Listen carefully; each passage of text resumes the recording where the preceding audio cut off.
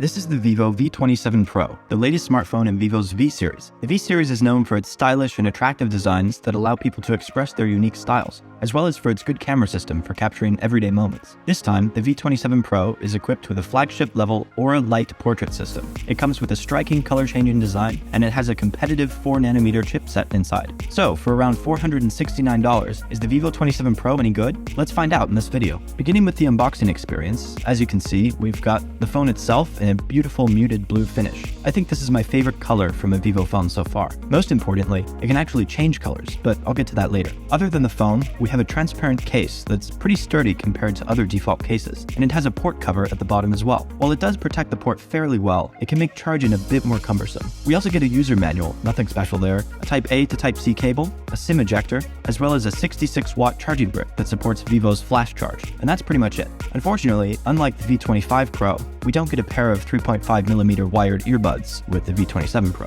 which is kind of sad. This means there's no Type-C to 3.5mm headphone jack converter either. Starting with the exterior design, the thing I like the most about the V27 Pro would be the back that is able to change colors. Normally, the phone has a muted blue color that kind of resembles the color of the sky, and I think Vivo calls it magic blue. However, when you put the phone outside on a sunny day, the ultraviolet light from the sun will make the back of the phone start to change colors. Let me demonstrate for you. So now the phone has the sky blue color, and I'll put it under the sunlight. Now, after just a few seconds, we have a deep ocean blue color on the phone, which is pretty cool. Honestly, I feel like this is the most significant feature of the V series, and it just makes the phone so much more interesting to use in daily life. Every time you pick up the phone, you are likely to see a different shade of blue, which just makes the whole user experience a lot more refreshing. Also, I like how Vivo has decided to limit the two colors inside the blue hue range. If you still remember the V23 Pro from a couple of years back, that phone had a yellow back that changed to a greenish cyan color. While it did look cool on one hand, it would probably give you a hard time if you accidentally lose your phone and need to describe its color, right? Now, since sky blue and deep blue are kind of similar, you could just say it's a blue phone. Simple. Now, the only thing that is keeping Vivo from being the top is probably a revolutionary color-changing phone case. So, make that happen, Vivo.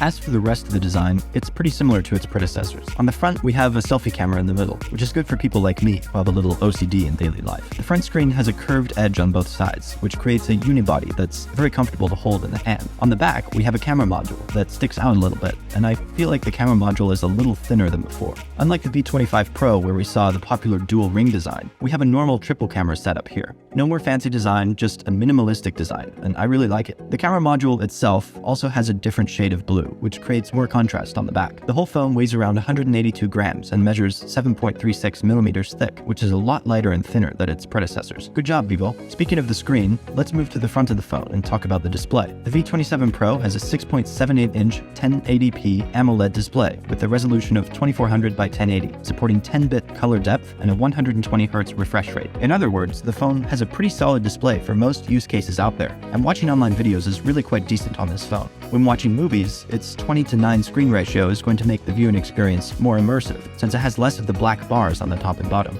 Speaking of the 120Hz refresh rate, this does create a better user experience when scrolling through social media or web pages. However, it seems like the phone only switches to 120Hz when swiping between app pages. When you start browsing the web, the phone will actually bring the refresh rate down to 60Hz. So if you want the best scrolling experience possible, then you have to switch off the Smart Switch option and select 120Hz. Also, keep in mind that manually selecting 120Hz will reduce battery life, since it consumes more energy. Powering the V27 Pro is a 4600 mAh battery, which is a little smaller than its predecessor, but still a little larger than the standard 4500 mAh battery found in other phones. This should be enough for daily use, unless you plan on taking photos and playing games 24 hours a day. If that's the case, then fast charging will be quite useful here. If you do run out of battery, you can charge your phone up to around 72% in 30 minutes, since the V27 Pro supports Vivo's 66-watt flash charge technology. If you want to fully charge your phone, then that should take a little less than an hour. As for the processors, we have a MediaTek Dimensity 8200 chipset inside, supporting a maximum of 12GB of RAM, which can handle most tasks out there. You can also get a maximum of 256GB of ROM on this phone. For intense gaming, I would say this device is playable, but you just need to turn down some of the graphics settings. For Genshin Impact, I turned all settings to medium and set the frame rate to 45 frames per second, and the game ran just fine.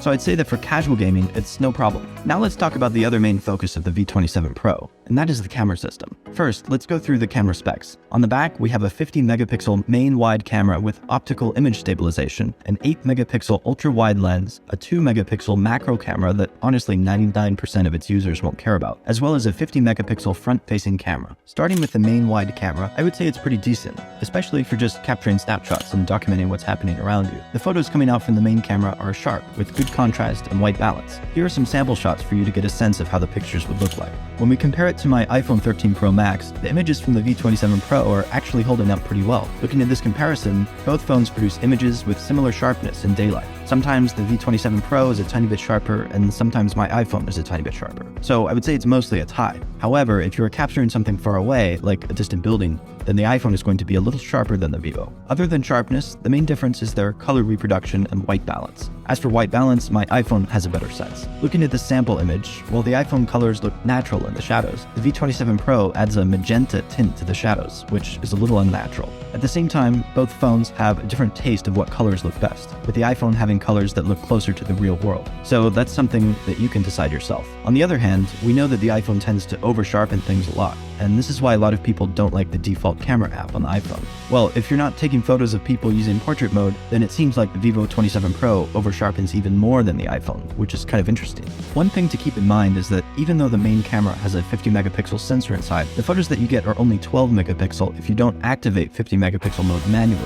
So now the question becomes, is the 50 megapixel mode that much better than the 12 megapixel normal mode? Let's find out. Here's a comparison between the two modes. It's clear that the 50 megapixel mode produces a sharper image with more details, especially when we zoom in. At the same time, the normal mode just doesn't have that much detail, and it has way too much artificial sharpening. So the 50 megapixel mode does produce images with more details and less digital sharpening. However, that's not the full story here, because while you do get more pixels using the 50 megapixel mode, you also lose a lot of the post-processing done by the phone. In this comparison, we can see that while the normal mode isn't as sharp as the 50 megapixel mode, it does have more highlight information and manages to raise the shadows to preserve more information. At the same time, it will also do some light color grading, such as making the sky bluer. In other words, the 50 megapixel mode is more like straight out of the camera, while the normal mode is like having the phone do the post-editing for you. Both are great in my opinion, it just comes down to what you need the most. Moving to the ultra-wide camera, I would say it's kind of okay. Since the focus of the V series has always been on the main camera and the front-facing camera, I won't have too high of expectations for the ultra-wide camera. Looking at the sample images, it's quite clear that the ultra-wide doesn't look as nice as the main camera, and the white balance isn't very accurate either. It seems like the white balance always has some sort of magenta tint to it, which doesn't make the image look very natural. But at least it's a usable ultra-wide camera, and it gets the job done when it needs to. Speaking of the macro lens, it's honestly just a potato, and the images it produces are also kind of potatoes, so don't expect too much from this lens. Talking about nighttime photography, again, it's kind of similar to the results that we get from daytime photography. Both cameras have similar sharpness at night, with the iPhone being a tiny bit sharper sometimes. However, the main difference is the way they handle highlight information. Looking at this comparison, it's clear that the iPhone tends to have the highlights blown out, while the V27 Pro will compress and retain all that highlight information. In this image, while the store menu on the iPhone is almost blown out, the V27 Pro still manages to retain all those highlights. Also, the V27 Pro tends to do some light color grading as well. Looking at this comparison, while the iPhone looks very natural, the V27 Pro applies some blue color grade to the night sky to make it look better.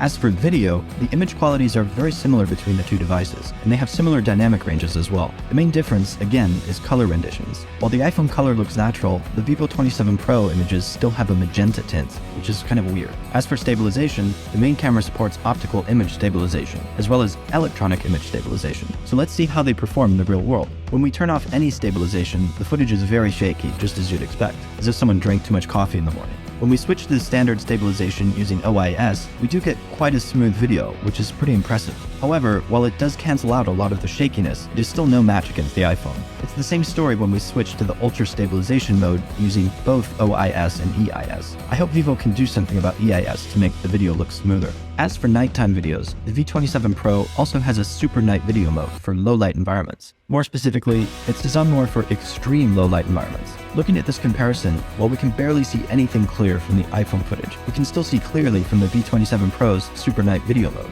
But while this function is great, there are also some downsides. First of all, you can only shoot in 1080p at 60 frames per second. At the same time, try to avoid fast motions because that will blur the image a lot more than normal video mode. So that's pretty much it for the vivo V27 Pro. What do you think of this phone? Let me know in the comments down below. For tech and gadgets, we got you covered, and I'll see you next time.